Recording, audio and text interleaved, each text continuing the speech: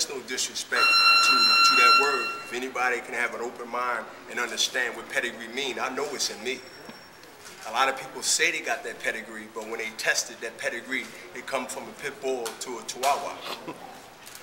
So your pedigree will be tested. It really don't let you get a warning when your pedigree is tested. It comes like a death, like a thief in the night. You say you that guy, okay. See, when you know something's going to happen, you got a chance to prepare mentally and spiritually. You know it's going to happen, so you got to put on that front. You know it's going to happen. But the unknown always make cowards out of those who have coward in them. Okay, come Saturday. I talked to Chad yesterday. Chad says it's time to retire the old guard and bring in the new. You've heard this plenty of times in your fight career. What's different about Bernard Hopkins come Saturday? It's always the difference is that I'm gonna be fighting Chad Dawson,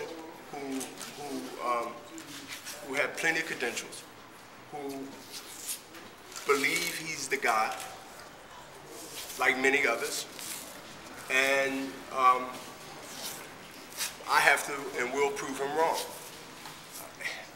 It would be a problem sitting right here if he said something the opposite of what he believes. The problem is going to be is if he really means what he believes. Good for y'all in the world that watch him because they get their money worth and they get to say, okay, they spent $60 or whatever the price is for the fight. But for me and him, it has to be a thing where both has to think that same way even beyond that. Because I'm a pretty good dancer. But if my dance partner steps on my feet constantly and don't continue to at least be half of, or at least the same as who I am, then he or she would make me look terrible. So I have to go and make the action. And hopefully he respond the way he talks. That's the only thing you're gonna do.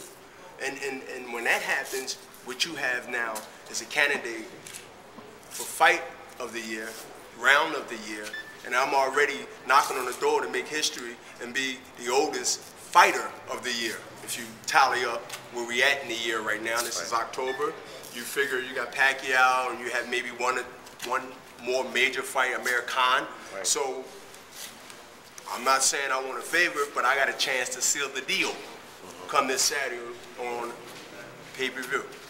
Last question for me.